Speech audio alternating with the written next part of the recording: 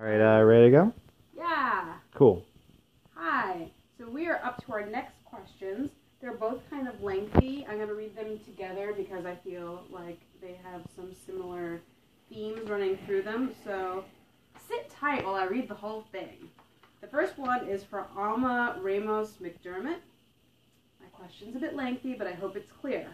I have been an unemployed school librarian for the past 2 years due to many budget cuts in school systems where school librarians are quote-unquote easily replaced by parent volunteers because admins don't know that we don't just sit there and hand out books. Could you tell me how ALA could help educate teachers, parents, administrators, and the general taxpayer about what school librarians do in schools and why we are important? AASL and state school librarian groups have been trying various things for years. I have joined various legislative committees, spoken to various senators and congressmen, written letters, showed through my actions as a school librarian how I have made a difference, but I was laid off and we are still circling the drain. How can we get the muscle of ALA behind us with actual action, such as TV advertisements, instead of forming task forces, committees, and putting out proclamations? Someone else answered a question that was very similar, so I'm going to put that together. This is from Becca. Intense. And I feel for school librarians because they are very important. Not that anyone cares what I have to say, but it's true. Becca Grace says, I would like to know what ALA can do to support school librarians, particularly those who are in a county like mine where full-time librarians are not the norm.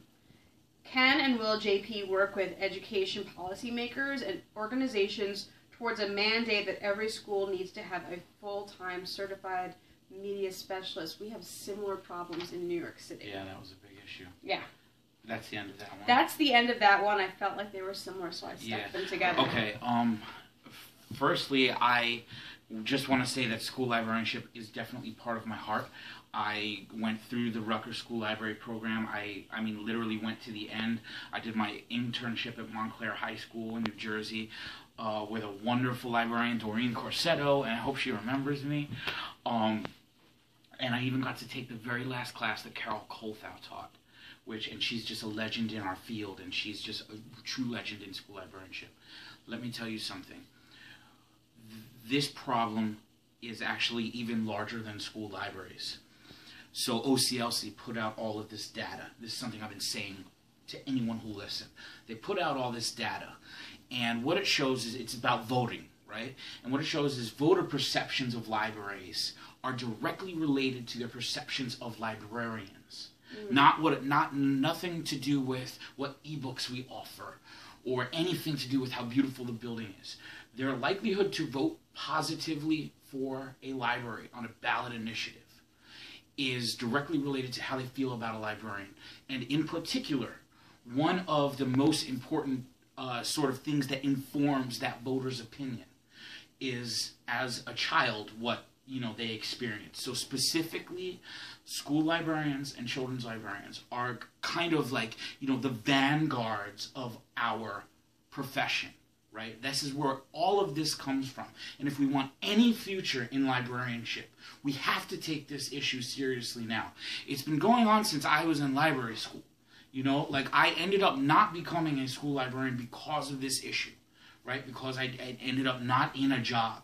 And now here I am running for ALA president. So there's no one really, I think, who's ever run who has felt this issue as much as I have, because I never was able to even get into a school. So what can we do about it? Firstly, we have to take this issue seriously at the top. It has to be talked about. I mean, when have you heard someone really talk about it in the ALA? I'm not talking about in the AASL. I'm talking about, why haven't I seen a press release about this as, yo, this is an issue right now, dude. And if we want libraries in 20 years, this needs to be dealt with now, right? And so we're raising a generation of kids who are growing up without school librarians or growing up with a half-time school librarian. My two kids are 8 and 10 years old. There's not a librarian in their building.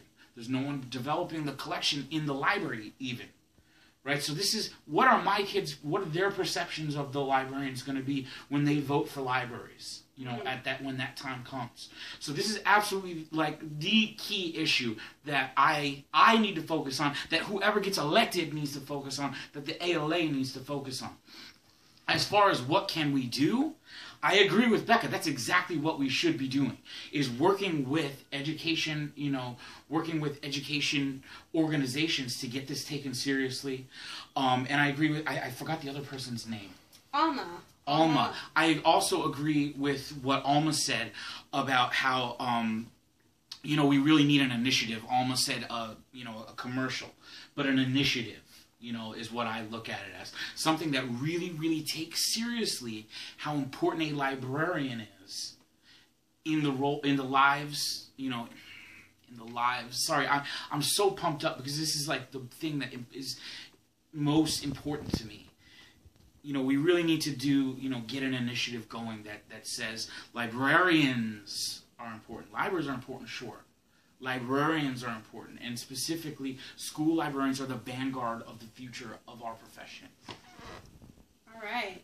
Well, we love school librarians, and thank you, Becca and Alma, for your questions.